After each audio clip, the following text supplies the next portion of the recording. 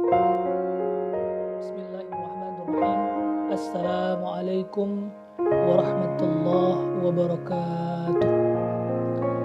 Alhamdulillah, kita puji Allah semesta alam yang masih memberikan kenikmatan kepada kita. Salawat kepada baginda Rasulullah Muhammad SAW. Semoga kita mendapatkan syafaat beliau. Anak-anak Bapak yang dirahmati Allah, kita melanjutkan materi kita di pokok bahasan untuk kelas 7, yaitu tentang konsep zat. Bahwa seperti yang sudah diketahui, di alam semesta ini kita akan menemukan zat-zat yang akan bersinggungan dengan kehidupan kita.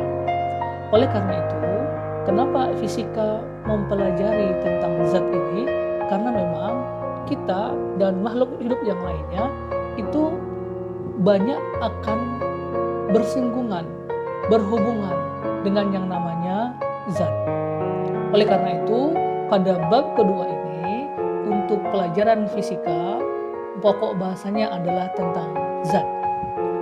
Baiklah, adapun peta konsep yang akan dibahas pada bab kedua, yaitu dengan judul materi zat dan wujudnya. Yang pertama tentang wujud zat, kemudian tentang massa jenis zat, dan yang ketiga adalah teori partikel zat. Ketiga konsep ini akan dibahas secara tuntas nanti pada materi konsep zat. Oleh karena itu, Bapak berharap kepada seluruh anak-anak Bapak kelas 7 Said Kutu dapat memperhatikan secara cermat dan penuh dengan perhatian. Baiklah, kita masuk pokok bahasan yang pertama, wujud zat. Barangkali anak-anak sekalian pernah melihat bentuk ini, yaitu gunung es yang ada di tengah-tengah laut atau di tengah-tengah samudra. Bagaimana bisa di atas air itu ada gunung es yang terbentuk? Atau dalam sebuah gelas kaca ada berisi air. Ini sering kita temukan. Kemudian balon yang dikasih atau diisi udara atau balon yang diisi gas. Nah, sekarang menurut wujudnya zat itu digolongkan menjadi 3. Ya, menurut wujudnya zat digolongkan menjadi 3, yaitu zat padat. Nah, contohnya apa? Batu. Apalagi? Pasir. Dan yang lain-lain. Saya rasa anak-anak Bapak sudah terbiasa lah ya, dan sudah pernah mendapatkan materi ini. Kemudian ada lagi nanti setelah padat cair. Ya, contohnya apa? Air. Ya kan? Nah, minyak. Kemudian apa? Gas. Ya. Nah, sekarang sifatnya. Berdasarkan sifatnya, maka zat padat, zat cair, dan zat gas itu punya sifat-sifat tersendiri. Kita lihat. Berdasarkan sifat bentuk, ya, sifat bentuk, maka zat padat itu bentuknya apa? Tetap. Kemudian zat cair itu mengikuti wadahnya.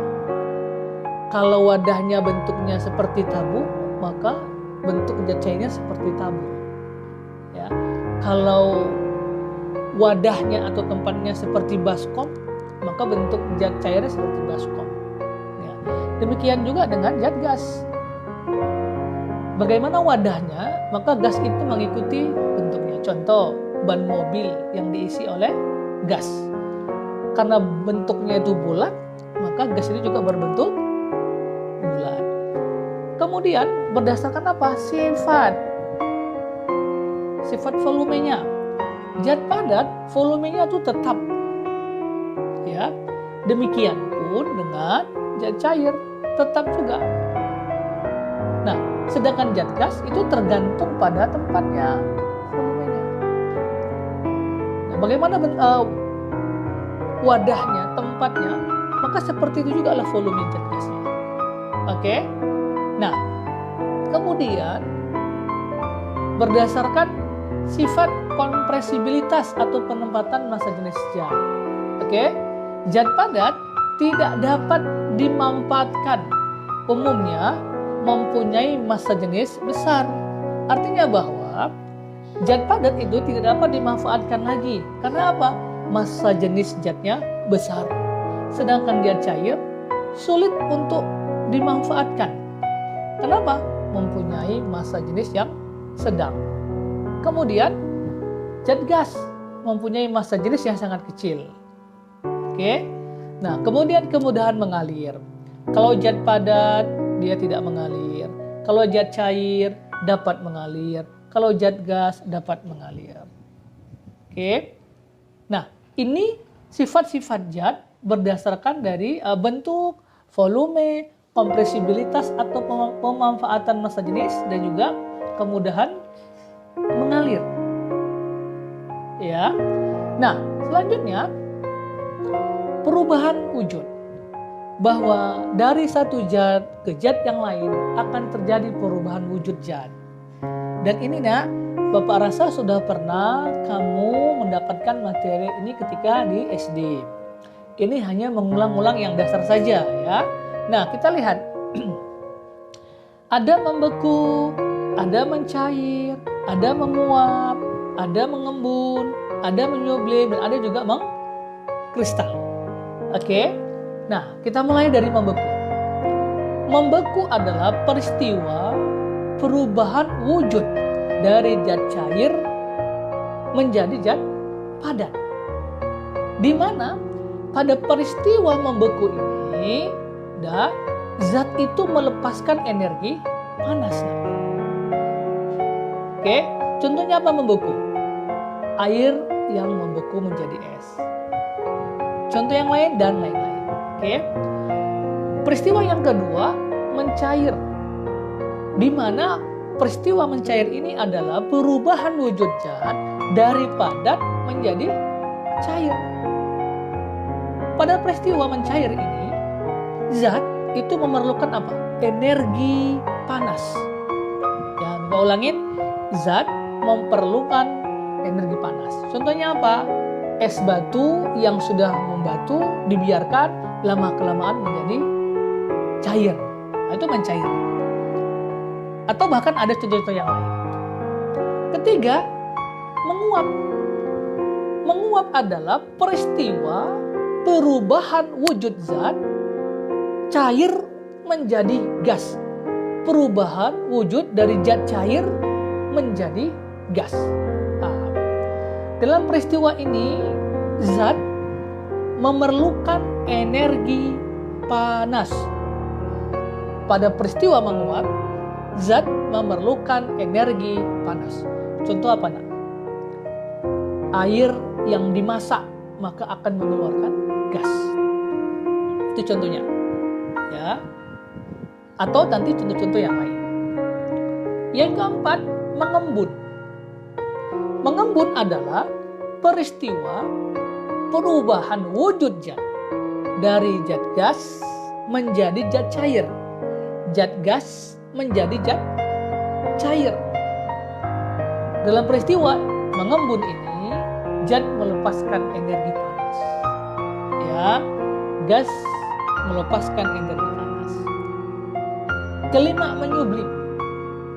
Menyublim adalah merupakan peristiwa perubahan wujud zat dari padat menjadi gas.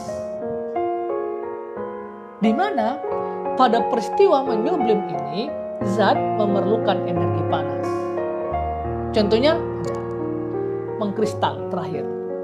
Mengkristal adalah peristiwa perubahan wujud zat dari gas menjadi padat. Dalam peristiwa ini zat melepaskan energi panas. Ya. Nah, sehingga kalau kita membuat diagram perubahan wujud zat ini seperti tampilan kita ini. Lihat arah panahnya. Padat berubah menjadi cair. Padat berubah menjadi cair, mencair. Atau sebaliknya, cair menjadi padat, membeku. Kemudian